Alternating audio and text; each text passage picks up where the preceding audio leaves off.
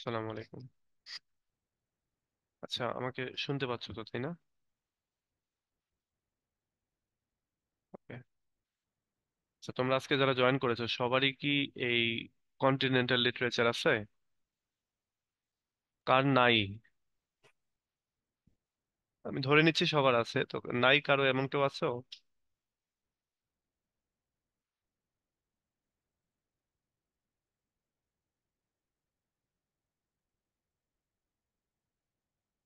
আচ্ছা, যদি না থাকে তাও সমস্যা নাই, তাও ক্লাসটা করতে পারো। অন্তত অনেকের ক্ষেত্রে এরকম হয় যে রেজিস্ট্রেশনের আগে গিয়েও, রেজিস্ট্রেশন না ফর্ম ফিল আপ, জানো, ফর্ম ফিল আপের আগে গিয়ে হয়তো তুমি মনে করলে যে না, আমার জন্য ইএলটিটা কঠিন লাগতেছে, তখন হয়তো এখানে তুমি ফর্ম ফিল আপ করেও ফেলতে পারো। তো সেটা করতে পারো আর কি, এই জন্য তুমি হয়তো একটু পড়ে দেখতেও পারো যে এই জিনিসটা কি। তো আর 10টা 5টা স্বাভাবিক যে লিটারেচারের যে আহ, ইয়েগুলি পার্টগুলি সেটার মতোই এটা। তো এই জন্য আমরা চলো শুরু করি। আমরা আজকে শুরু করব হচ্ছে এইখান থেকে। স্যার ক্রিটিসিজম কি শেষ হয়েছে? ক্রিটিসিজম তো শেষ মনে হয়। শেষ হয়নি? শেষ হয়ে গেছে হ্যাঁ স্যার, স্যার। শেষ হয়েছে। হ্যাঁ, ক্রিটিসিজম শেষ। আমরা ক্রিটিসিজম আমরা এগুলো পড়ে ফেললাম তো। রাইজ অফ ইংলিশ পর্যন্ত পড়ে ফেলেছি। আমরা আজকে পড়বো হচ্ছে এই মেটামরফোসিস। মেটামরফোসিস পড়বো।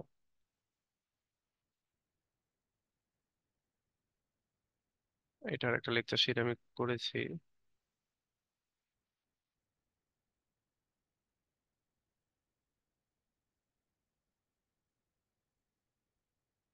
দেখো, ফ্রান্স কাফকার আহ, লেখা মেটামরফোসিস, এটা একটা নোভেলা।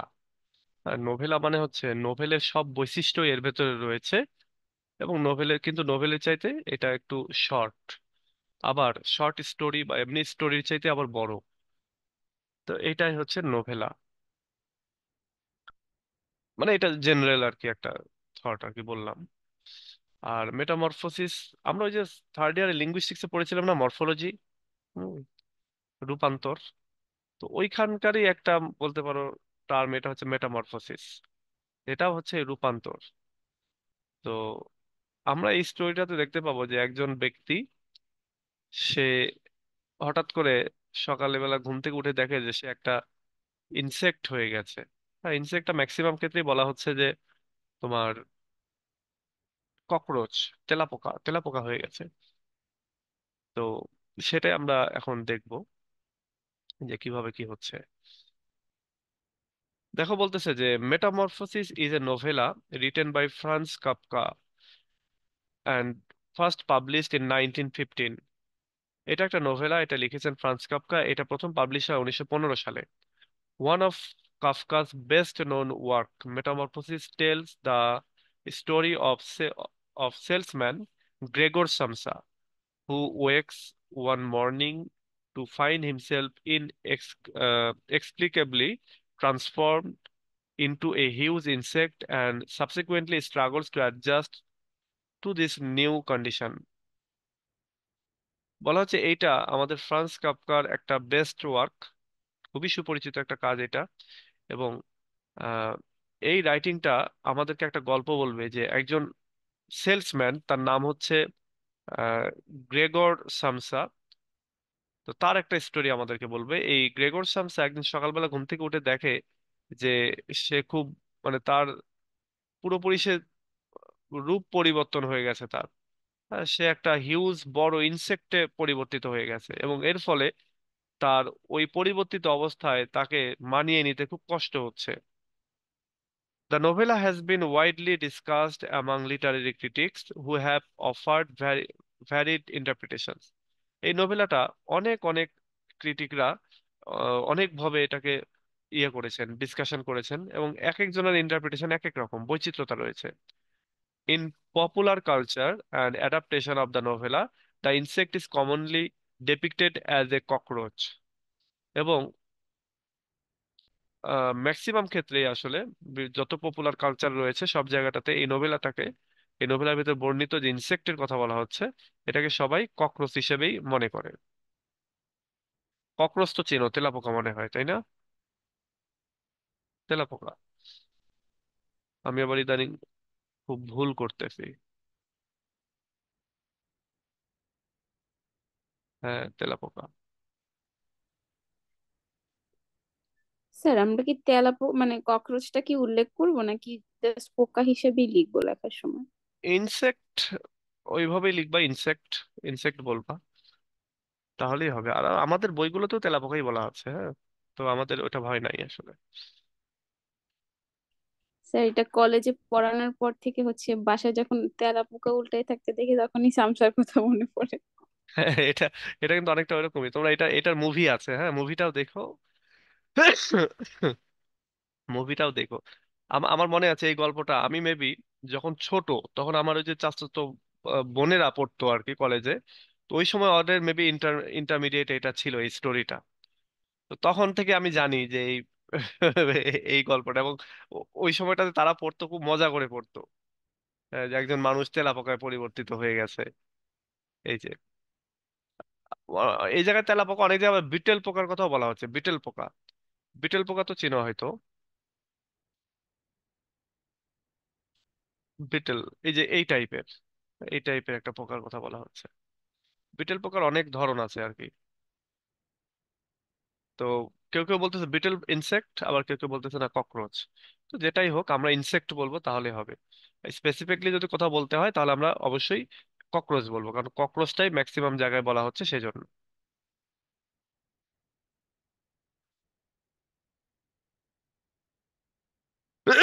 মুভির লিঙ্কটা যাইতে হবে হচ্ছে ইউটিউবে। ইউটিউবে এখন যাওয়া বিপদ, ইউটিউবের রিল গুলো এত বাজে বাজে। তো ওই ক্ষেত্রে মুশকিল হয়ে যায়। মেটামরফোসিস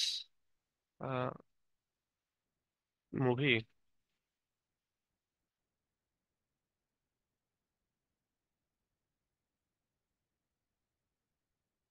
এই যে মেবি এইটা, কিন্তু এটা তো হরর মুভির কথা বলতেছে। আছে আমার কাছে, লিংক আছে। ওই যে একটা মুভি নামে একটা অপশন আছে আমার কাছে, আমাদের ওয়েবসাইটে আর কি। এই ওয়েবসাইটে দেখি ওইখানে দেয়া আছে নাকি।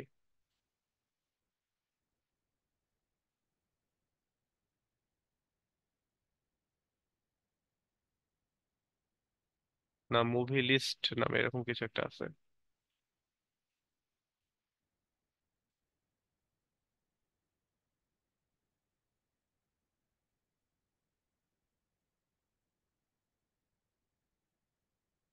যাই হোক, একটা পেজ আছে আমাদের মুভি নামে, আমি ওইটা দিয়ে দেবো আর কি, যখন সামনে পাবো দিয়ে দেবো তোমাদেরকে। ওকে, এবার আসো আমরা তাহলে চলে যাই হচ্ছে এইখানটাতে। দেখো, এটা হচ্ছে কবি সম্পর্কে। আমরা এবার চলে যাই এটার কি ফ্যাক্ট গুলো। দেখো, এখানে বলতেছে যে টাইটেল দা মেটামরফোসিস, হ্যাঁ। তারপরে এটা পাবলিশ, এটা লিখেন হচ্ছে, দেখো এখানে বলতেছে চমৎকার কথা, ইন 3 উইকস, 3 সপ্তাহ ধরে, 1912 সালে এটা তিনি লিখেন প্রাগে, বর্তমান যে চেক রিপাবলিক, সেটার তৎকালীন রাজধানী প্রাগ। বর্তমানে এই যে যুগোস্লোভিয়া যেটা আর কি, চেকোস্লোভিয়া বা যুগোস্লোভিয়া, সেটার রাজধানী প্রাগ, সে প্রাগে বসে তিনি এটা লিখেন। পাবলিশ হচ্ছে 1915 সালে। এবং এবং হচ্ছে এই লিটারেরি পিরিয়ড হচ্ছে World War I, মানে প্রথম বিশ্বযুদ্ধের সময়টাতে আসলে এটা লেখা হয়। আমরা জানি প্রথম বিশ্বযুদ্ধ 14 সালে হয়, আর এটা হচ্ছে 15 সাল। জনরা হচ্ছে modernism, point of view third person, limited with expectation. Third person একজন ব্যক্তি, এটার পয়েন্ট অফ ভিউ, এবং যে ব্যক্তিটা তার এক্সপেকটেশন নিয়ে, খুবই লিমিটেড এক্সপেকটেশনের একজন মানুষ আর কি। সেটিং হচ্ছে somewhere in Europe, in an apartment mostly Gregor's room. এটা ইউরোপের কোনো এক জায়গায়, এবং এটা একটা অ্যাপার্টমেন্টে এটা সব দৃশ্য দেখানো হয়েছে, এবং এটা এটা গ্রেগরের যে রুম, বেডরুম, সে বেডরুমের কথা বলা হচ্ছে। ক্লাইম্যাক্স হচ্ছে when Gregor leaves his room during Grete's concert. বলা হচ্ছে যখন আমাদের গ্রেগর সে তার রুম থেকে বের হয়, যখন গীতি, হ্যাঁ, যখন সে একটা কনসার্ট করে বা গান গায় ভায়োলিন দিয়ে মেবি আর কি, সেই সময়টাতে সে রুম থেকে বের হয়। তো এটাই হচ্ছে এইটার প্রধান আকর্ষণ আর কি, এই মুভির প্রধান জায়গাটা এটা। অ্যান্টাগনিস্ট হচ্ছে the transformation that Gregor আন্ডারগোজ and his family members who turns against him. এটার ট্রান্সফরমেশন বা এটার অ্যান্টাগনিজম বা এটার বিরুদ্ধে যেটা কাজ করতেছে এখানকার, মানে শত্রু বলতে পারো, সেটা সেটা হচ্ছে হঠাৎ করে এই যে গ্রেগর সে তার ট্রান্সফরমেশন ঘটে, এটা একটা তার ডেস্টিনির উপরে আঘাত ফেলে। আরেকটা হচ্ছে তার ট্রান্সফরমেশনের পরে তার ফ্যামিলি মেম্বাররা অনেকে তাকে অবহেলা করতে থাকে। তো এটা হচ্ছে তার অ্যান্টাগনিস্ট আর কি। যাই হোক, এখান থেকে তেমন কোনো কিছু, মানে যতটুকু মনে রাখার রাখবা আর কি, তাহলেই হবে। না, আমাদেরকে আসল জিনিসগুলো নিচে থেকে পড়তে হবে। দেখো এখানে থিম কি কি একদম। রয়েছে। The theme of identity is one of the central themes in Kafka's, Franz Kafka's novella. Franz কাফকার যে নোভেলা, সেই নোভেলার ভেতরে থিম অফ আইডেন্টিটি, এটা হচ্ছে একটা central theme. The metamorphosis here, আচ্ছা ও আচ্ছা, এই সেন্ট্রাল থিম হচ্ছে এই মেটামরফোসিস। এটাই মানে তোমার চেহারা পরিবর্তিত হয়ে যাচ্ছে, তোমার আইডেন্টিটিটা তুমি লস করে ফেলতেছো, তাই না? তুমি তখন কি মানুষ নাকি তোমাকে ইনসেক্ট বলবে? তো তোমার আইডেন্টিটি লুজ হয়ে যাচ্ছে না? তো এটাই বলতেছে যে এই মেটামরফোসিস এর মাধ্যমে যে সেন্ট্রাল, যে আইডেন্টিটি ক্রাইসিসটা তৈরি হলো, এটাই মূলত এখানকার central theme. Here Kafka explore various other themes, অন্যান্য আরো থিম আসলে সে এক্সপ্লোর করার চেষ্টা করেছে। The main themes explored within the story are alienation. এখানে অ্যালাইনেশন, নির্জনতা, একাকিত্ব সেটা রয়েছে। কমপ্লেক্সিটিস অফ ফ্যামিলি রিলেশনশিপ, পারিবারিক যে ফ্যামিলিয়াল যে রিলেশনশিপ রয়েছে বাবা মা ভাই বোনদের সাথে, এইটার ভিতরে একটা জটিলতা তৈরি হয়ে যায়। অ্যাবসার্ডিজম রয়েছে, মানে অ্যাবসার্ড সামথিং উইয়ার্ড বা অড কিছু ঘটে গেছে, তো এই অ্যাবসার্ডিজমটা রয়েছে। আর এখানে তো ট্রান্সফরমেশন, রূপান্তর রয়েছেই। The Metamorphosis is a masterpiece of hitting important themes. হচ্ছে মেটামরফোসিস আর একটা হচ্ছে মাস্টারপিস, এবং এটা আরো অনেকগুলি ইম্পর্টেন্ট থিমকে এখানে হিট করতেছে। একটা হচ্ছে transformation, alienation, family duty, responsibility. Responsibility দুইবার আসছে, ফ্যামিলি ডিউটি অ্যান্ড রেসপন্সিবিলিটি, এই থিমগুলো এর ভিতরে রয়েছে। The novel carefully explores and critics the dehumanizing nature of the system of capitalism and the effect it has no laborers, it has on the laborers। এই নোভেলের আরেকটা theme রয়েছে, সেটা হচ্ছে এই নোভেলটা ক্রিটিসাইজ করতেছে ওই সময়ে ক্যাপিটালিস্ট যে সোসাইটি, ক্যাপিটালিজমের যে সোসাইটি, যেখানে টাকাই সব, টাকা বানানোর মেশিন ভাবা হতো শ্রমিকদেরকে। তো বলা হচ্ছে এই যে মানুষকে ডিহিউম্যানাইজ করা হলো, মানুষকে হিউম্যান থেকে যেন মেশিনে পরিণত করা হচ্ছে, এবং এই যে তাদেরকে দিয়ে অধিক পরিশ্রম করানো, এবং এইটার ফলে তাদের উপরে যে একটা বিরূপ প্রভাব পড়ায় এই লেবারদের উপরে, এই সব কিছু মিলেই মূলত এটাও একটা ডিহিউম্যানাইজিং এর যে নেচারটা ফুটে উঠেছে, সেটা এই নোভেলের একটা থিম। ওকে, এবার দেখো টোন, মুড এবং emotion. The tone of the নোভেলা is not one of horror or even wonder. এই নোভেলার যে থিম, এটা কোনো ভয়েরও থিম না, কোনো আশ্চর্যেরও কোনো থিম না। Instead it's an extremely dispassionate tone. বরং এর ভেতরে একটা ডিসপ্যাশনেট টোন রয়েছে, আবেগহীন, হ্যাঁ, নিরানন্দ একটা থিম রয়েছে। Meaning A flat, non opinionated affect where Gregor, the main character who is turning into a giant beetle in the metamorphosis, doesn't even seem to care। এবং কেন এখানে বলা হচ্ছে যে এটা আবেগহীন নিরলস একটা টোন? বলা হচ্ছে যে এটার মানে হচ্ছে একটা ফ্ল্যাট এবং নন অপিনিয়টেড এফেক্ট, মানে কারো কোনো কিছু যায় আসে না, কারো কোনো মতামত নাই। গ্রেগর যে হঠাৎ করে তার যে একটা মানুষ থেকে একটা ইনসেক্টে পরিণত হয়ে গেল এখানকার মেইন ক্যারেক্টার যিনি, তিনি যে একটা বেটেল বা একটা ককরোচে পরিণত হলেন, এরপরে তা মানে এটার ফলে ফ্যামিলির যেন কোনো টেনশন নাই, ফ্যামিলিতে কোনো উদ্বিগ্নতা নাই, কার কোনো আবেগ যেন নাই। এবং সবাই তাকে হচ্ছে doesn't even seem to care, কেউ তাকে কেয়ার করতেছে না। তার এই কষ্টের সময়টাতে কেউ তাকে সাহায্য করতেছে না। The mood or general atmosphere in the metamorphosis is melancholy, dull and discomforting. বলা হচ্ছে এখানকার মুড হচ্ছে এই যে হচ্ছে তোমার এই নাটকটার, এই নোভেলাটার, সেটা হচ্ছে মিলানকলি, ডাল এবং ডিসকম্পিটিং, মানে একটা অস্বস্তিকর, হ্যাঁ, একটা কষ্টের, একটা নিরানন্দ এবং একটা অস্বস্তিকর টোন এখানে রয়েছে, মুড এখানে রয়েছে।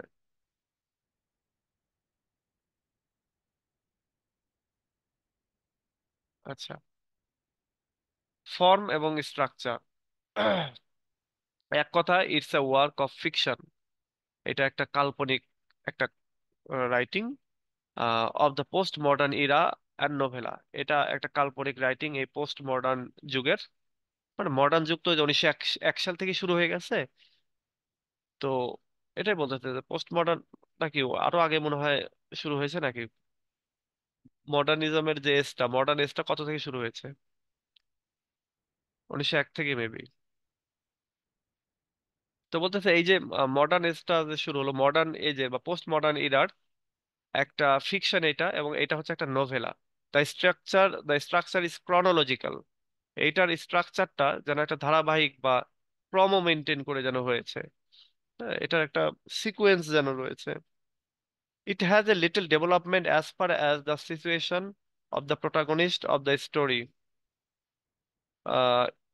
Which is somewhat unusual. বলা হচ্ছে যে এটার একটা ছোট্ট ডেভেলপমেন্ট রয়েছে, as far as the situation of the protagonist of the story, which is, এটার মিনিংটা কি আসতেছে, it has little development as far as the situation of the protagonist of the story which is somewhat unusual.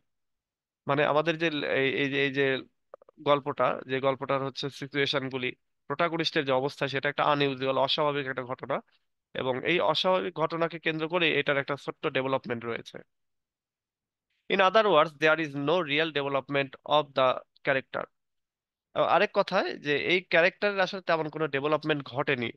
হ্যাঁ, আমরা শুরুতেই দেখতে পাচ্ছি, প্রথম দিন থেকেই এই ক্যারেক্টারের তেমন কোনো ভূমিকা যেন নাই এই নাটকে। ক্যারেক্টার ডেভেলপমেন্ট তেমন কিছু হয়নি, তাই না? জাস্ট শুধু ট্রান্সফরমেশনটা হয়েছে, তারপরে তো তার গড়াগড়ি শুধু রুমের মধ্যে, এটাই আমরা দেখেছি।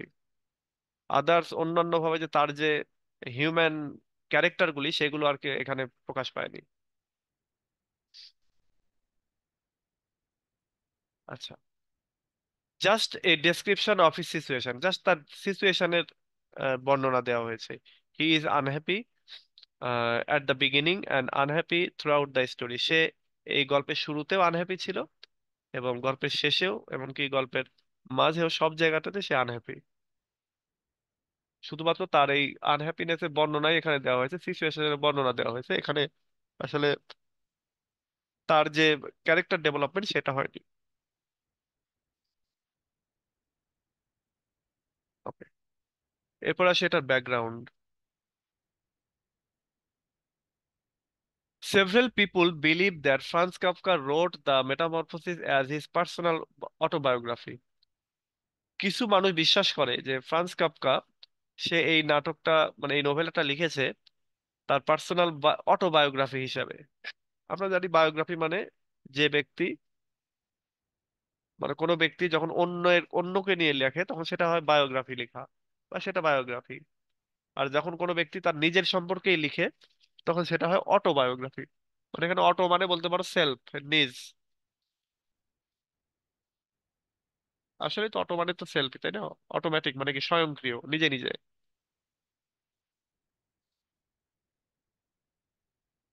ওকে, Franz Kafka's life was not the best when he was growing up and dying really early in his life. Franz কাফকার লাইফটা খুব একটা ভালো ছিল না যখন সে বড় হচ্ছিল, গ্রোয়িং হচ্ছিল তখন। এমনকি সে মারাও যায় খুব আর্লি। কত থেকে কততে মারা যায় দেখি তো। 83 থেকে 24। আহা, মানে 17 আর 24, কত, 41 বছর বয়সে মারা যায়।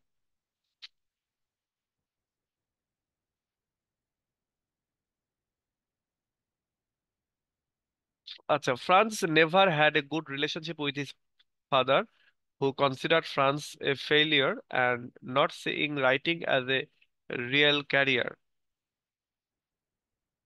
ফ্রান্স কাফকার বাবার সাথে তার রিলেশনশিপটি ভালো ছিল না, এবং তার বাবা ভাবতো যে তার ছেলে ব্যর্থ, কারণ সে দেখতো যে রাইটিং করে আসলে ভালো কোনো ক্যারিয়ার গড়া যাবে না।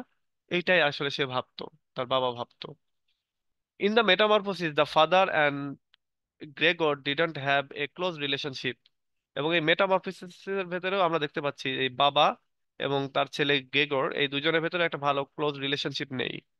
And the father kept the sun in a tiny room. এবং গ্রেগরের বাবা তাকে একটা ছোট্ট রুমের ভেতরে রেখে দিয়েছে। আচ্ছা, Franz used an insect as the change for Gregor's for Gregor because that that is how his father made him feel. আচ্ছা, আমাদের ফ্রেঞ্চ কাফকা, এটাকে একে মনে হয় স্টিফেনও বলা হয়, যাই হোক আমরা এটা জানি না, ডিলিট করে দিলাম। ফ্রান্স কাফকা এখানে একটা ইনসেক্ট ইউজ করেছেন এই গ্রেগরের পরিবর্তনের ক্ষেত্রে, এবং তিনি এটা দিয়ে আসলে বুঝিয়েছেন যে আসলে যে তার বাবা তাকে একটা ইনসেক্ট মনে করে, হ্যাঁ, যে ইনসেক্টের কিছু করার ক্ষমতা নেই। Like an insect cowers in fear of people. এবং একটা ইনসেক্ট যেমন মানুষকে ভয় পায়, সেটার মতো and Gregor does when the sister comes into clean Franz father made him cower. এবং এই যে ইনসেক্ট, গ্রেগর যখন ইনসেক্ট হয়ে যায়, সেও তার বোন যখন ওই ঘরের মধ্যে আসে ঘর পরিষ্কার করার জন্য, সেও তখন ভয় পায়। এবং ফ্রান্স কাফকার বাবা মেড হিম কাওয়ার, ফ্রান্স কাফকার বাবা তাকে আসলে এই ভীত করেছিল, বা টিমিড বা কাওয়ার হিসেবে, আসলে কাপুরুষ হিসেবে তাকে তৈরি করেছিল, এটা বলতেছে। ওকে, এবার আসো ক্যারেক্টার লিস্ট আমরা পড়ি এবং তারপরে স্টোরিটা পড়বো। ক্যারেক্টার লিস্ট হচ্ছে এক কথায়, গ্রেগর সামসা, সে হচ্ছে travelling salesman who hates his job and is forced to keep in order to support his family and pay off his father's death. বলা হচ্ছে যে এই গ্রেগর সামসা, সে একজন ভ্রাম্যমাণ সেলসম্যান। সে তার চাকরিকে ঘৃণা করে, কিন্তু তাকে তার ফ্যামিলি চালানোর জন্য এই চাকরিটা তাকে করতে হয়, এবং তার বাবার ঋণও তাকে দিতে হবে সেই জন্য। Gregor suddenly finds himself transform into a giant insect. এবং গ্রেগর, সে হঠাৎ করে দেখে যে একদিন সকালবেলা সে এই একটা ইনসেক্টে পরিণত হয়ে গেছে। আচ্ছা, আমি এই ক্যারেক্টারগুলো এরকম অল্প অল্প করেই পড়ে যাই, আমরা সামারিটা পড়বো তখন এগুলো অনেক কিছু জানা হয়ে যাবে। এবারে গৃতি, আহ গ্রেগরস ইয়াঙ্গার সিস্টার, গ্রেগরের ছোট বোন। She is the only one in the family with home Gregor was intimate. এবং এই গীতি হচ্ছে একজন যার সাথে আসলে তার ফ্যামিলির, মানে যার সাথে এই গ্রেগরের একটা ভালো সম্পর্ক রয়েছে। At first she takes it up himself to clean his room and feed him. এবং শুরুর দিকে আমরা দেখতে পাই যে এই গীতি তার রুমটা পরিষ্কার করা এবং তাকে খাওয়ানোর দায়িত্বটা নেয়। এবার আসলে মিস্টার সামসা হচ্ছে গ্রেগরের বাবা। হ্যাভিং লিভড ইন এ ল্যাবরিয়াস তো আনসাকসেসফুল লাইফ, সে একজন পরিশ্রমী কিন্তু একটা অসফল লাইফ লিড করে। অ্যান্ড collapsed his বিজনেস, সে তার বিজনেসে লস খায়। And has become exceptionally lazy, এবং সে খুবই অলস হয়ে গেছে। Doing nothing while his son earns all the money. এবং যখন তার ছেলে টাকা পয়সা ইনকাম করতো তখন সে কিছুই করতো না।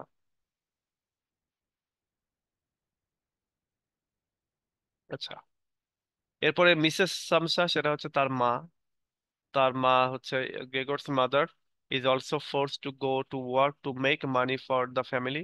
ফ্যামিলির জন্য তাকেও বাইরে যেতে হয় টাকা ইনকাম করার জন্য। আর relation to Gregor is one of dutiful and loving mother, but her tendency to faint upon seeing him is not conducive to helping him. তার মায়ের সাথে তার একটা ভালো সম্পর্ক রয়েছে, কিন্তু তার মা তাকে দেখলেই হচ্ছে অজ্ঞান হয়ে যায়। তো এটার মানে হচ্ছে যে আসলে তার মায়ের কাছ থেকেও সে কোনো রকমের হেল্প পায় না। আচ্ছা, এটুকু রাখলাম। এরপরে আসো চিপ। শেপ। শেপ না chief? Chief. Gregor's boss at work is the great symbol of everything wrong with capitalism. এবং গ্রেগরের যে বস, হ্যাঁ, সে হচ্ছে একজন, একটা সিম্বল, হ্যাঁ, ক্যাপিটালিস্ট সোসাইটির একজন মানুষ। সেই ক্যাপিটালিস্টের একটা সিম্বল হচ্ছে এই গ্রেগরের চিপ বা boss. He sits behind his desk, সে তার ডেস্কের বসে, talking down to his employees, এবং সে তার এমপ্লয়ীদের সাথে কথাবার্তা বলে। Gregor knows that if he calls in sick for the first time he five in 5 years, his chief would come in person to call him lazy. Gregor জানে যে যদি সে he calls in sick for the first time, যদি সে প্রথমবারের 5 বছরের মধ্যে প্রথমবারের মতো তাকে কল দিয়েছে এই অসুস্থতার কথা বলার জন্য, এবং এটা শুনে এই চিফ কি করেছে, তাদের কাছে এসেছে, তাদের বাড়িতে এসেছে এবং তাকে এসে লেজি বলে ডাক দিচ্ছে। 5 বছর ধরে কাজ করতেছে, কখনো ছুটি নেয়নি। যেদিন এই অসুস্থতার বলে ছুটি চেয়েছে, সেদিনও এই চিফ কি করেছে, তাদের বাড়িতে এসে তাকে লেজি বলে গেছে। মানে এক কথায় গালাগালি করে না অনেক সময় অফিসের বসরা, এটা করে গেছে আর কি।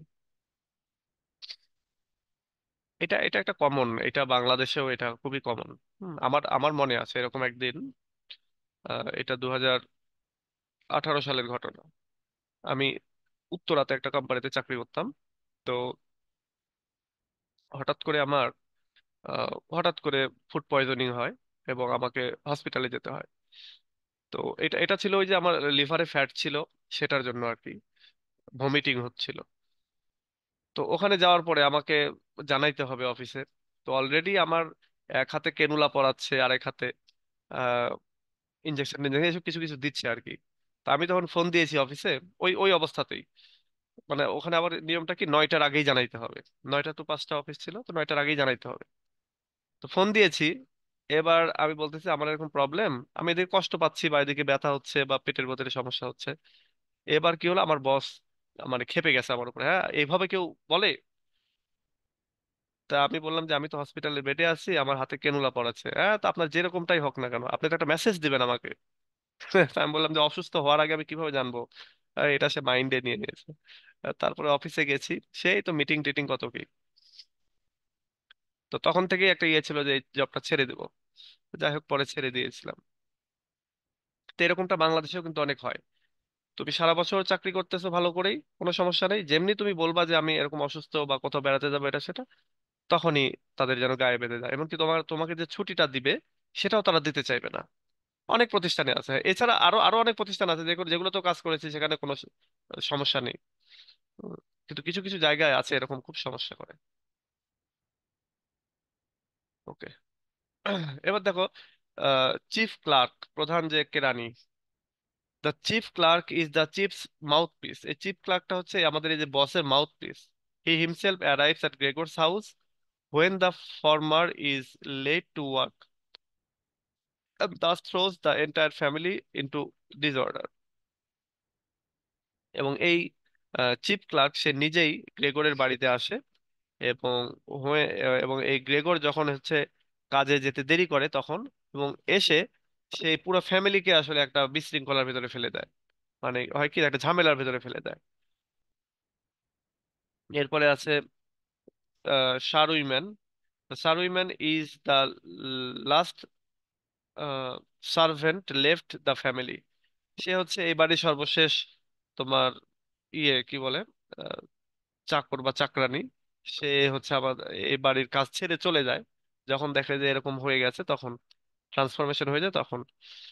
Taken on after the others are dismissed, এবং অন্যরাও আসলে চলে যায় এবং তারপরে সেও চলে যায়। শি ইজ নট, আচ্ছা এটুকু বাদ, আমরা এটুকু রাখি। এবারে আসি লজার। লজার হচ্ছে যারা ওই যে আমরা আমরা আগেকার যুগে আমরা বলতাম যে জাগির থাকা। তো এখানে জায়গির থাকা না, এখানে বলতে পারো হচ্ছে তাদের বাড়িতে এসে ভাড়া করে, বাড়ি ভাড়া নিয়ে আছে আর কি। আচ্ছা, সারুইম্যান মানে সারুইম্যানের মিনিং আছে, কিন্তু সারুইম্যান মানে হচ্ছে ওই যে বাড়িতে বাড়িতে কাজ করে কিছু মহিলা আছে না, যে একই সঙ্গে 4-5টা বাড়িতে কাজ করে। আহ, ওই ছোটা মহিলাদেরকে বলা বুয়া। হয় ওই যে কি বলতেছিল, কি জানো? ছোটা বুয়া। হ্যাঁ, ছোটা ভুয়া, ছোটা বুয়া, হ্যাঁ, এইটা। ঢাকাতে আমাদের বাসায় এরকম ছিল, আমরা যখন ব্যাচেলর থাকতাম দেখা যায় একটা মহিলা এসে রান্না করে দিয়ে যাইতো, বয়স্ক মহিলা। দেখা যাচ্ছে যে আমাদের বাড়িতে হয়তো 1 ঘন্টা রান্না করে দিয়ে গেল, আরেক বাড়িতে আরেক ঘন্টা আরেক ঘন্টা। এবং বলাই ছিল একটার বেশি 2টা তরকারি রান্নবে না, সর্বোচ্চ একটা ভাজি আর একটা তরকারি, এরকম করতো সে। মাঝে মাঝে ভাত রান্না করে না দিয়ে চলে যেত, ভাত ওই চুলার উপরে দিয়ে চলে যায়। আমাদেরকে মামা একটু দেখে নিয়েন। আচ্ছা। এরপরে ভুলে গেছি, ভাতে যখন ওই পুড়ে যখন হচ্ছে ধোঁয়া বের হয়েছে তখন মনে হয় ওহো, এরকম অনেক দিন হয়েছে আর কি। আর কি যে রান্না করতো, ও একবারে মানে খুবই বাজে রকমের। আচ্ছা, এরপরে এরপরে রয়েছে সার্ভেন্ট গার্ল, অ্যানা নামে একজন সার্ভেন্ট গার্ল রয়েছে। এদের ক্যারেক্টার গুলো অত ইম্পর্টেন্ট না। কুক রয়েছে একটা, এই জন্য এগুলো ছেড়ে দিচ্ছি, এগুলো তোমরা পড়ে নিও। আমরা এবার সামারিতে চলে যাই। সামারি আমরা শেষ করতে পারবো কি? ওরে বাবা, অনেক বড় তো, সামারি শেষ করতে পারবো না। আচ্ছা, আমরা পড়তে থাকি। দেখো, Gregor Samsa, a travelling salesman, wakes up in his bed to find himself transformed into a large insect. Gregor Samsa, সে একজন ভ্রাম্যমাণ salesman.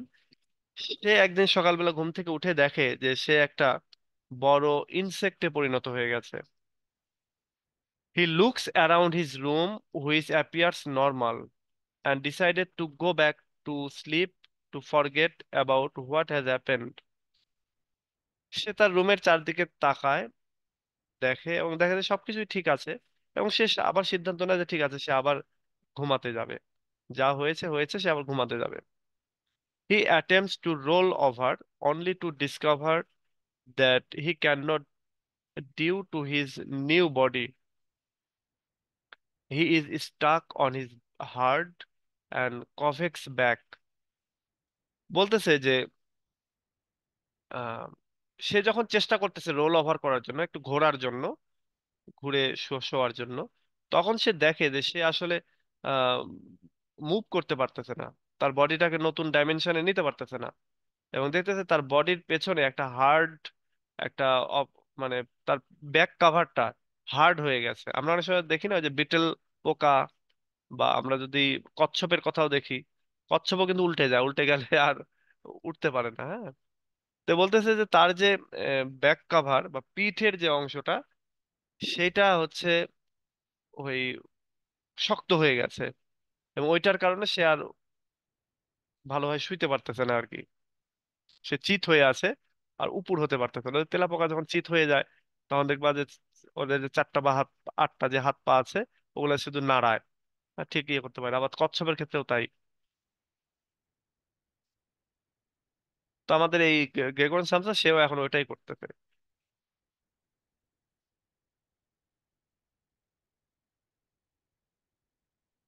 He tries to scratch an inch on his stomach, but when he touches himself with one of his many new legs, he is disgusted. আচ্ছা, সে চেষ্টা করলো তার পেটের উপরে সে একটা দাগ কাটবে, বা একটু হচ্ছে ওই যে চুলকায় না, হ্যাঁ, এরকম চুলকানির উঠেছে বা এরকম কিছু একটা করবে, স্ক্র্যাচ করবে। ঠিক তখন সে দেখে যে সে তার বডিটাকে যখন টাচ করেছে, তার অনেকগুলি নিউ লেগ রয়েছে সেই লেগগুলি দিয়ে। এবং তখন সে খুবই বিরক্ত বোধ করে যে এটা কি অবস্থা, এরকম হলো কেন। এবার সে ফিল করে আর কি সমস্যাটা। He reflects on how dreary life as a traveling salesman is, and how he would quit if his parents and sister didn't depend so much on his income. সে তখন তার চিন্তাটা তখন সে তার ওই যে জব লাইফের দিকে নিয়ে যায়। সে তখন ওইখানে চিন্তা করতে থাকে, রিফ্লেক্ট করে বা হাইলাইট করতে থাকে তার যে জব লাইফটা, সেটার উপরে। সে বলে যে সে একজন ভ্রাম্যমাণ বিক্রয় কর্মী হিসেবে তার জীবনটা কতখানি দুঃসাহসিক, ড্রেয়ারি, এবং তার বাবা মা বা বোন যদি তার আয়ের উপরে এতটা নির্ভরশীল না হতো, তাহলে সে কবে এই চাকরিটা ছেড়ে দিত, সেটা বলতেছে। He turns to his clock, সে তার ঘড়ির দিকে তাকায়, and sees that he has overslept and missed his train to work. এবং সে দেখে যে আহ, সে আসলে খুব বেশি ঘুমিয়ে পড়ে গেছে, অতিরিক্ত ঘুমিয়েছে, এবং সে অলরেডি তার ট্রেনটা মিস করেছে।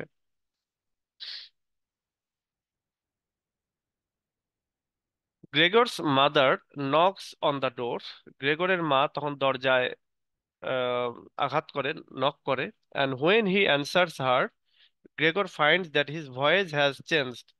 এবং যখন সে তার মাকে উত্তর দেয়, তখন গ্রেগর দেখে যে তার যে মুখের ভাষা সেটাও চেঞ্জ হয়ে গেছে।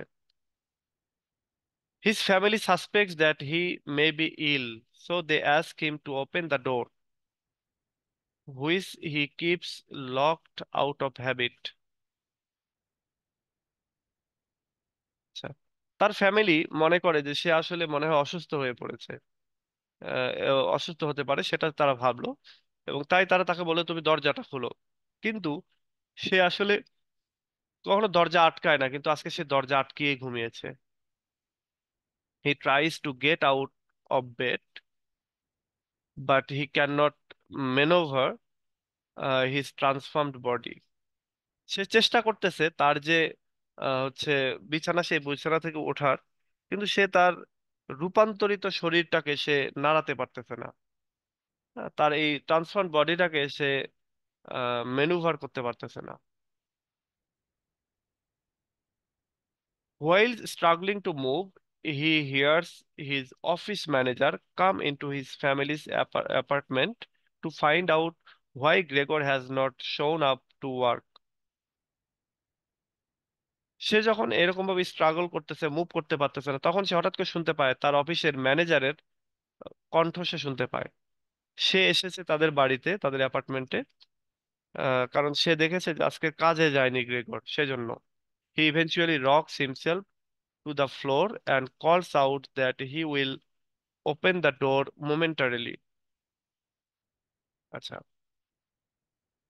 অবশেষে সে নিজেকে মেঝেতে দুলিয়ে দুলিয়ে হচ্ছে মানে এবং দোলালেন এবং ডাকলেন, আহ, মানে তিনি এক মুহূর্তের জন্য দরজা খুলবেন এরকমটা আর কি, এইটার জন্য। He eventually rocks himself to the floor, ফ্লোরের উপরে আর কি সে পড়ে গেল বা দুলতে লাগলো এরকম। যেটা ওই যে তেলাপোকা দেখবা, তেলাপোকা কিন্তু ওই হাত দিয়ে ধরলে ওদের গায়ে কিন্তু কাঁটা থাকে, এই কাঁটাগুলো কারণে তারা অনেক সময় অনেক জায়গায় ঝুলেও থাকে। And calls out that he will open the door momentarily, এবং বলা হলো যে সে অল্প একটু সময়ের জন্য হলেও এই দরজাটা খুলবে। এটা এটা এক কথা সে চেষ্টা করতেছে আর কি খুব, এবং সে এটা করতে চেষ্টা করলো।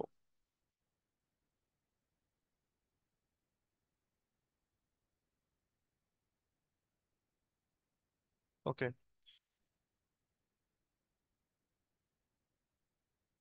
Through the door, the office manager warns Gregor of the consequences of missing work and hints that Gregor's recent work has not been satisfactory. দরজার মধ্য দিয়েই, দরজা একটু ফাঁকা হয়েছে আর কি, এরকম একটু ফাঁকা করে, ফাঁকার ভেতর দিয়েই গ্রেগরের যে ম্যানেজার, অফিসের ম্যানেজার, সে বলল যে তুমি যে আজকে কাজে গেলা না, এর ফলাফলটা কি হবে তুমি বুঝতে পারতেছো? ইনফ্যাক্ট তোমার রিসেন্ট যে কাজ, তুমি যে কাজগুলো করতেছো সেটাও তো সন্তুষ্টজনক না। মানে সে তাকে একটা হুমকি দিচ্ছে। Gregor protest and tells the office manager that he will be there shortly. আচ্ছা, গ্রেগর এবার একটু কথা আর কি বলতে পারতেছে, এরকম একটা অবস্থা। তো সে এবার প্রোটেস্ট করলো এবং বলল যে সে অল্প সময়ের মধ্যেই তার অফিসে গিয়ে পৌঁছাবে। Neither his family nor the office manager can understand what Gregor says. কিন্তু তার ফ্যামিলির কেউ বা ওই অফিসের ম্যানেজার কেউই তার কণ্ঠ বুঝতে পারলো না, কারণ ওই যে সে পোকা হয়ে গেছে, তেলা পোকা হয়ে গেছে। তো তার কথা এখন তেলা পোকার মতো, সুতরাং সে আর ওটা বুঝতে পারতেছে না, বুঝতে পারলো না কেউই তার কথা। And they suspect that something may be seriously wrong with him. এবং তারা সন্দেহ পোষণ করলো যে তার সাথে হয়তোবা কোনো খারাপ কিছু হয়েছে। Gregor manages to unlock and open the door with his mouth since he has no hands.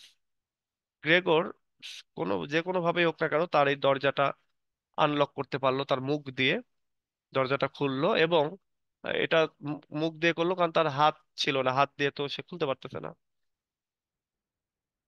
He begs the office manager forgiveness for his late start.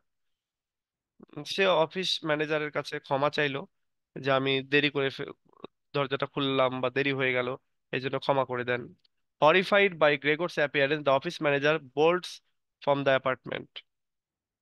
আচ্ছা, এবার এই যে অফিস ম্যানেজারের অফিস ম্যানেজার এই গ্রেগরের অ্যাপিয়ারেন্স দেখে, তার চেহারা দেখে ভয় পেয়ে সে অ্যাপার্টমেন্ট থেকে পালালো।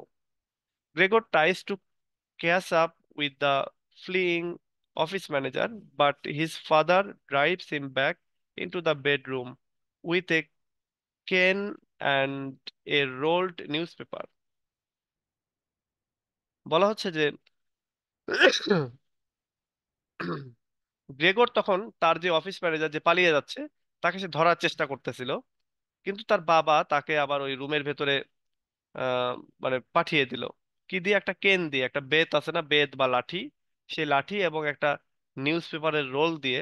মানে তাকে হয় না যে পোকামাকড় দেখলে আমরা কি করি, হাতের কাছে যা পাই সেটা দিয়ে তাড়াই দিতে চাই বা মারতে চাই। এরকম করতে চাইলে মানে সবাই একটা ভয় পেয়ে গেছে হঠাৎ করে। Gregor injures himself squeezing back through the doorway. এবং গ্রেগর সে আহত হলো কারণ তাকে তড়িঘড়ি করে অনেকটা সংকুচিত হয়ে দরজা দিয়ে ওইভাবে ভিতরে ঢুকে যেতে হচ্ছে, আবার ব্যাক মানে আহ পেছন ফিরে দরজা ঘুরতে হচ্ছে। সে আবার যে ঘুরে তার মুখ সামনের দিকে দিয়ে যে দরজা দিয়ে ভেতরে ঢুকতেছে তা তো করতে পারতেছে না। তো এই জন্য সে এটাতে এবার একটু আহত হলো। And his father slams the door shut. এবং তার বাবা ওই দরজাটাকে একবারে লাগিয়ে দিল। Gregor exhausted falls asleep. Gregor এইটাতে সে একেবারে ক্লান্ত হয়ে পড়লো এবং সে আবার ঘুমিয়ে পড়লো। আচ্ছা, Gregor wakes and sees that someone has put milk and bread in his room. Gregor যখন সে জেগে উঠলো তখন সে দেখলো যে কেউ একজন তার জন্য তার রুমের ভেতরে কিছু দুধ এবং কিছু রুটি দিয়ে গেছে। রুটি দিয়ে গেছে তার রুমের ভেতরে খাবার জন্য। Initially excited, he quickly discovers that he has no taste for milk, once one of his favorite food.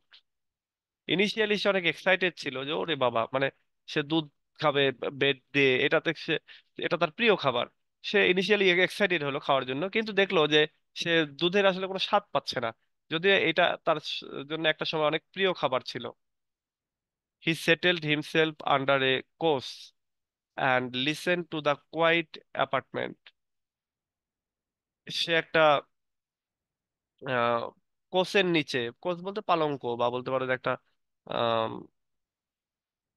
ইয়া কি বলো এটা, তার যে খাট, সে খাটের নিচে সে গেল এবং সে খেয়াল করলো যে মানে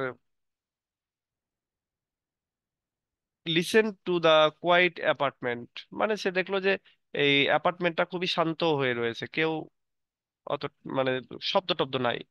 দ্য নেক্সট মর্নিং, পরের দিন সকালে, his sister Grete comes in, sees that he has not touched the milk and replaces it with rotting food scraps, which Gregor happily eats. আচ্ছা, পরের দিন সকালে তার যে বোন গৃতি সে আসলো এবং সে দেখলো যে তার ভাই এই মিল্ক টাচ করে নাই। এবার সে কি করলো, ওই জায়গায় মিল্কের পরিবর্তে পচা খাবার দাবার যেগুলো আছে সেগুলো দিয়ে রাখলো। এবং গ্রেগর এবার এটা খুব খুশি হয়ে খেলো আর কি, মানে তেলাপোকা যা খায় আর কি সেগুলো। This begins a routine in which his sister feeds him and cleans up while he hides under the couch, afraid that his appearance will frighten her. আচ্ছা, এটাই একটা রুটিন হয়ে গেল, তার বোন তাকে খাবার দিয়ে যায় এবং সে ওই রুমটা পরিষ্কার করে। এবং ওই সময়টাতে, পরিষ্কার করার সময়টাতে, গ্রেগর সে খাটের তলায় গিয়ে লুকিয়ে থাকে। সে ভয় পায় যে তার বোন আবার তাকে দেখে যদি ভয় পায়, সেজন্য Gregor spends his time listening through the wall of his family members talking. Gregor তার সময় কাটায় লিসনিং থ্রু দ্য ওয়াল, অর্থাৎ দেয়ালে কান দিয়ে থেকে তার ফ্যামিলি যে কথাবার্তা সেগুলো সে শুনে। সেটা শুনে মানে সে শুনে সবই বুঝতে পারতেছে। They often discuss the difficult financial situations they find themselves in now that Gregor can provide them for them. তারা প্রায়ই কথা বলে তাদের ফ্যামিলির ফিনান্সিয়াল অবস্থা খুব খারাপ হয়ে গেছে, কারণ গ্রেগর এখন তাদেরকে আর ওই টাকা পয়সা দিতে পারে না, সেজন্য।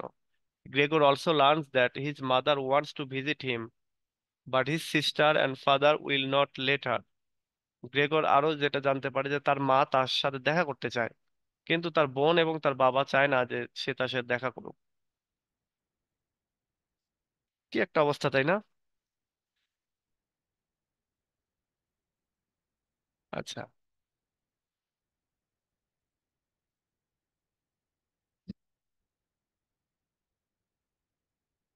Gregor gross more comfortable with his changed body. আচ্ছা, গ্রেগর এখন ধীরে ধীরে কমফোর্টেবল হয়ে যাচ্ছে। আমাদের ক্ষেত্রে, মানুষের ক্ষেত্রে কি হয় যে, ধরো তোমার এখন হাত পা সব আছে, ওকে, এবার হঠাৎ করে একটা অ্যাক্সিডেন্টে তোমার একটা পা পা নাই হয়ে গেল, তাহলে সাময়িক একটা অসুবিধা হবে, কিন্তু একটা সময় তুমি ওটাতে অভ্যস্ত হয়ে যাবা। তোমার একটা চোখ নাই হয়ে গেল, সাময়িক তুমি অসুবিধা হবে, বাট একটা সময় গিয়ে দেখবা তুমি ওটাতে অভ্যস্ত হয়ে গেছে। তো সেটাই আমাদের এই গ্রেগরের ক্ষেত্রে ঘটতেছে। He begins he begins climbing the wall and ceiling for amusement. সে এখন এই ওয়াল বেয়ে ক্লাইম্ব করে, এবং সে সিলিং ফর অ্যামিউজমেন্ট, এবং ওই যে ছাদ বরাবর উঠে যায়, এবং সেটাতে সে মজা পায়। Discovering Gregor's new pastime, Gregor Grete decides to remove some of the furniture to give Gregor more space. গ্রেগরের এই নতুন মানে মজার টাইম পাস করার যে বিষয়টা, সেটা সে দেখে তার বোন গীতি, সে এবার সিদ্ধান্ত নেয় যে তার রুম থেকে কিছু ফার্নিচার সরাই ফেলবে। এতে করে সে আরেকটু বেশি জায়গা পাবে এবং সে সহজে মুভ করতে পারবে। She and her mother begin taking furniture away. সে এবং তার মা দুইজনে মিলে ফার্নিচার গুলোকে বাইরে নিতে থাকে। But Gregor finds their action deeply distressing. কিন্তু গ্রেগর তাদের এই কাজগুলোকে খুবই বিরক্তিকর মনে করে। তেলাপোকা ধরো তোমার ঘরের ফার্নিচার গুলো যদি তুমি সরাতে শুরু করো, তখন তেলাপোকা দৌড়াদৌড়ি করে। তো এরকমটা সেও করতে থাকলো। He tries to save a picture on the wall of a woman wearing a fur hat, fur scarf and a fur muff. সে চেষ্টা করলো, তাদের ঘরের একটা ছবি ছিল একটা মহিলার, যে মহিলাটা হচ্ছে একটা মাথায় হ্যাট পরে আছে, যেটা ফার দিয়ে তৈরি, লোম দিয়ে তৈরি কোনো একটা প্রাণীর। তারপরে স্কার্ফ রয়েছে, তারপরে মাফলার যেটা আর কি বলতে পারো, এই টাইপের একটা ইয়ে পরে আছে। তো এগুলো সবই পরে আছে। তো এরকম একটা পিকচার রয়েছে তাদের ওই ঘরে, তার ঘরে, এবং সে সেটাকে চাইলো যে এই ছবিটা থাকুক। Gregor's mother sees him hanging on the wall and passes out. গ্রেগরের মা হঠাৎ করে দেখলো যে তার ছেলে গ্রেগর সে ওয়ালে ঝুলতেছে। তো এটা দেখে সে হঠাৎ করে অজ্ঞান হয়ে গেল। গ্রিতি কলস out to Gregor, the first time anyone has spoken directly to him since his transformation. গীতি আবার বলল যে গ্রেগরের সাথে কথা বললো, কলস আউট টু গ্রেগর, মানে তার সাথে কথা বললো, এবং হচ্ছে ফার্স্ট টাইম, এই এই ট্রান্সফরমেশনের পরে ফার্স্ট টাইম কোনো একজন ব্যক্তি তার সাথে এইভাবে কথা বললো আর কি,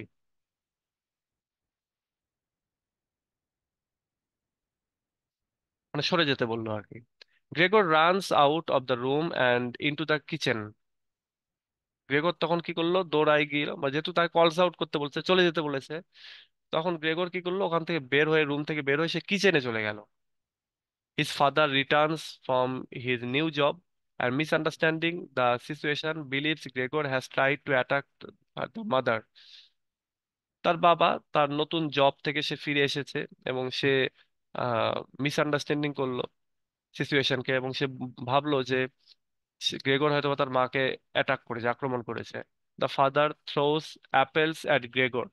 ফাদার এবার কি করলো, ফাদার গ্রেগরের বাবা তার দিকে আপেল ছুঁড়ে মারলো। And one sink into his back, এবং এই আপেলটা এসে তার যে পিঠ, সেই পিঠে আঘাত করলো, অ্যান্ড রিমেইনস লকড দেয়ার, এবং সেখানে মানে এক পিস আপেল সেখানে লেগে থাকলো। Gregor manages to get back into his bedroom but is severely injured. Gregor এবার ম্যানেজ মানে সে যেভাবেই হোক তার বেডরুমে আবার ফিরে যেতে পারলো, কিন্তু সে ততক্ষণে খুব গভীরভাবে সে আহত হয়েছে। ওই যে পিঠে গিয়ে আপেল পড়েছে।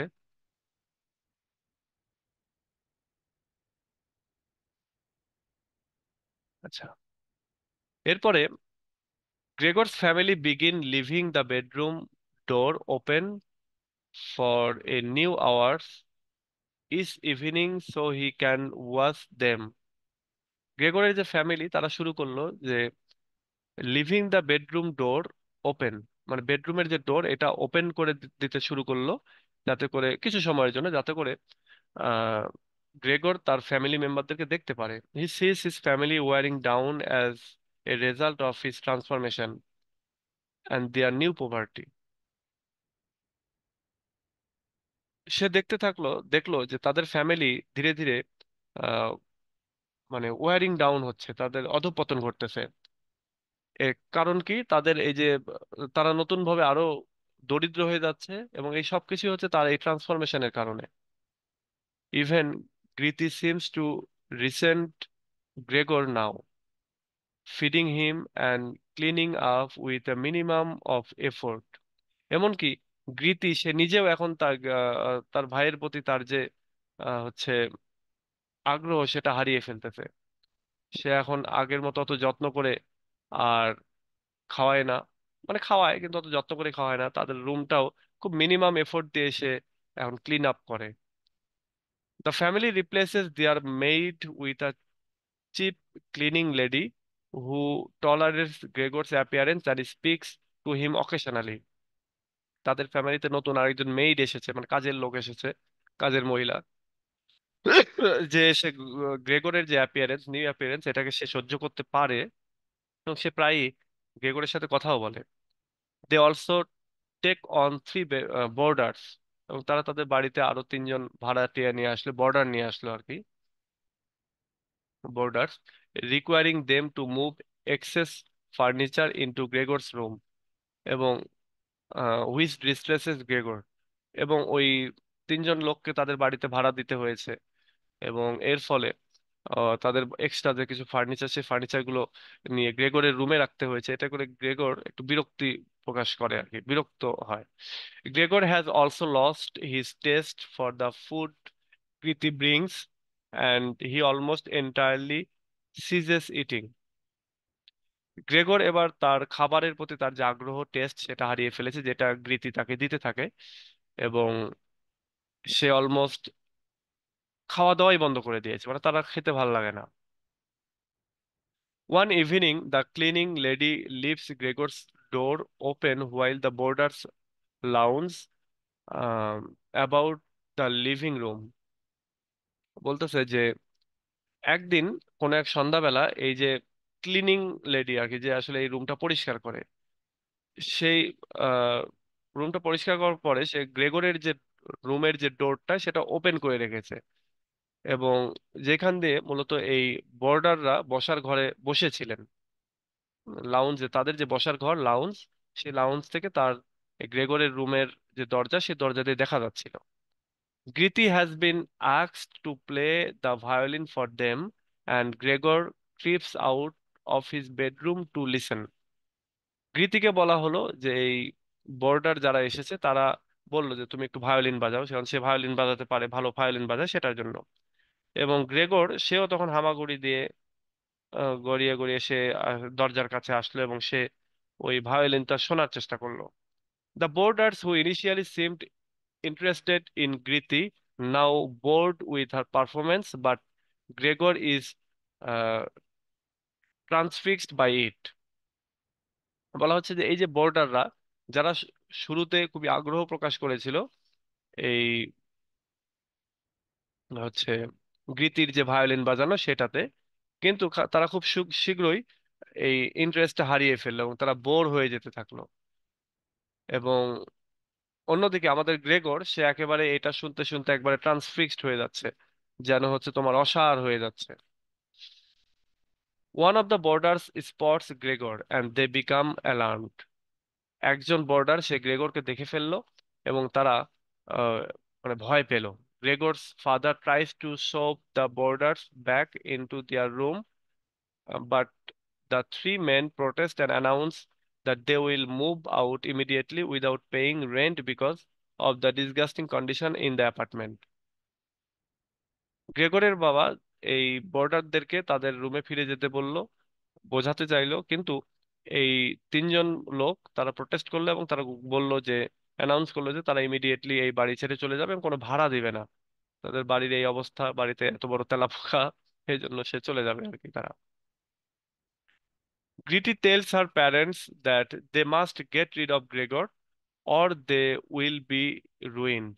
গিতি, যে কিনা তার ভাইকে এতদিন এত ভালোবাসছে বা খেতে দিয়েছে, এটা সেটা করেছে, সে আবার বলতেছে যে তারা অবশ্যই এই গ্রেগর থেকে মানে দূরে থাকতে হবে তাদেরকে, বা গ্রেগরকে হয় বাড়ি থেকে তাড়িয়ে দিতে হবে, বা মানে তার হাত থেকে তাদেরকে রক্ষা পেতে হবে, না হইলে তারা ধ্বংস হয়ে যাবে। হিজ ফাদার অ্যাগ্রিজ, তার বাবা এটাতে অ্যাগ্রি করলো, wishing Gregor could understand them and would his live of his own accord. এবং তার বাবা সে বলল যে আচ্ছা, আমাদের এই কথাবার্তা অবশ্যই গ্রেগর বুঝতে পারে, তো আমাদের ইচ্ছা যে গ্রেগর নিজে থেকেই সে এখান থেকে চলে যাক। Gregor does in fact understand and slowly moves back to the bedroom. Gregor এই জিনিসটা বুঝতে পারলো এবং সে স্লোলি বেডরুমের দিকে চলে গেল। They are determined to rid of his family of his presence. Gregor dies. এবং গ্রেগর এখানে তাদের ফ্যামিলি, যেহেতু তাকে ডিটারমাইন্ড ছিল সবাই যে তার হাত থেকে রক্ষা পেতে চায়, সো গ্রেগর এখানে কি হলো, মারা গেল। এ মারা যাওয়ার অনেকগুলি কারণ আছে, সে অনেকদিন ধরে খায়নি, এই একটা। তারপরে ওই যে খাবারের ইন্টারেস্ট হারিয়ে গেছে। তারপরে সবারই যে ইল ট্রিটমেন্ট, তার সাথে সবার যে খারাপ ব্যবহার, তার বাবা ওই যে আপেল ছুঁড়ে মারে, এর ফলে সে আহত হয়। সব মিলে তার শরীরটা এমনিই খারাপ ছিল। তো তারপরে আবার এরকম যখন ইয়ে হয়, তখন সে প্রচন্ড মনক্ষুণ্ণ অবস্থায় সে আলটিমেটলি ফ্রাস্ট্রেটেড হয়ে মারা যায়। Upon discovering that Gregor is dead, the family feels a great sense of relief. যখন দেখলো তার ফ্যামিলি যে গ্রেগর মারা গেছে, তখন তার ফ্যামিলি একটা বড় যেন রিলিফ পেলো আর কি।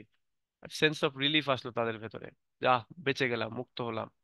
The father kicks out the boarders and decides to fire the cleaning lady who has disposed the Gregor's body.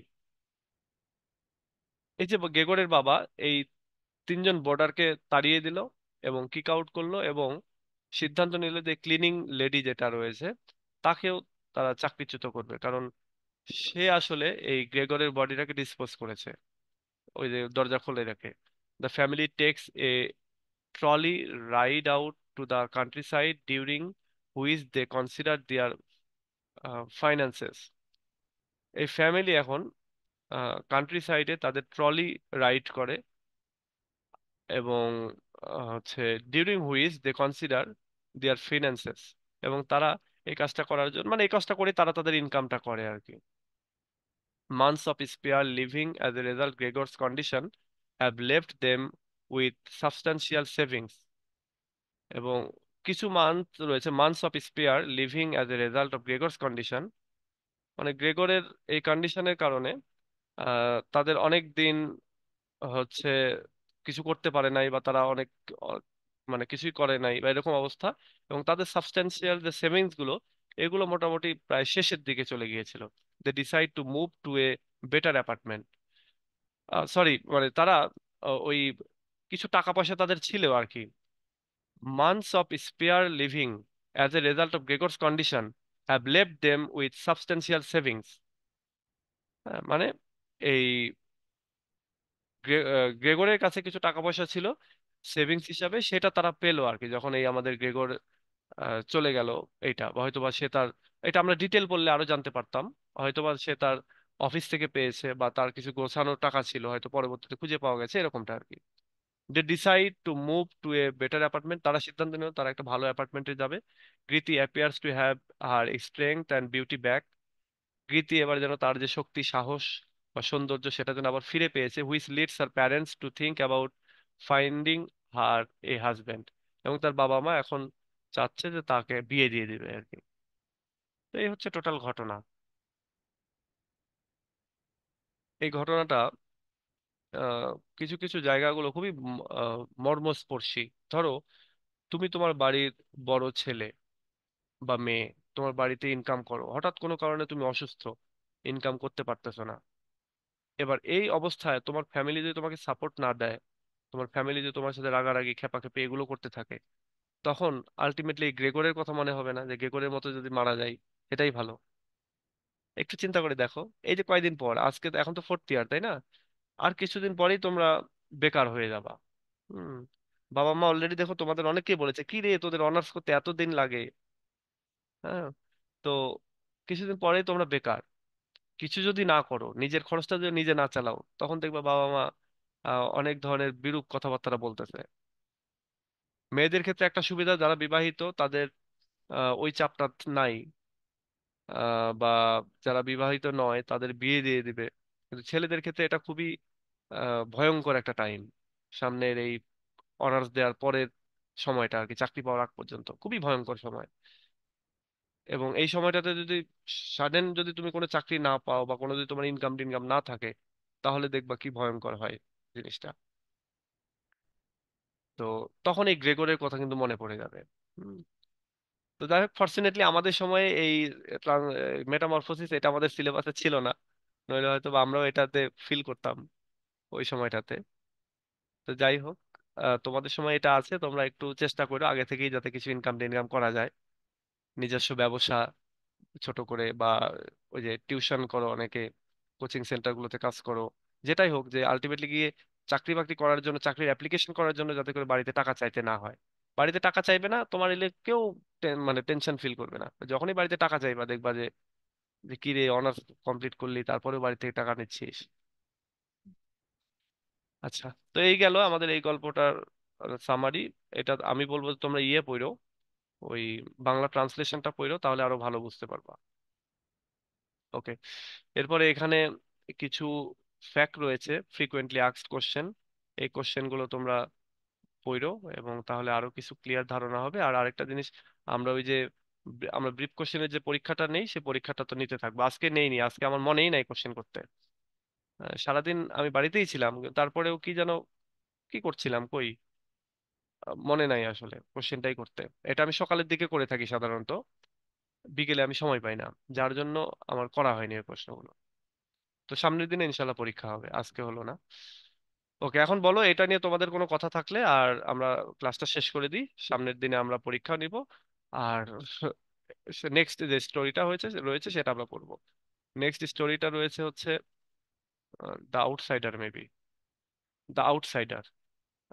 এটা হচ্ছে কামুসের লেখা। এটা এটা আমরা সামনের দিন পড়বো, পরে আমরা ইএলটি, আবার ইএলটি তে চলে যাব। তখন আবার তোমাদের কয়েকদিন অফ থাকবে, যারা এখানে রয়েছে তখন ইএলটি যাদের রয়েছে তারা আবার ক্লাস করতে থাকবে। আচ্ছা, সো ঠিক আছে। তোমাদের কিছু বলার থাকলে বলো।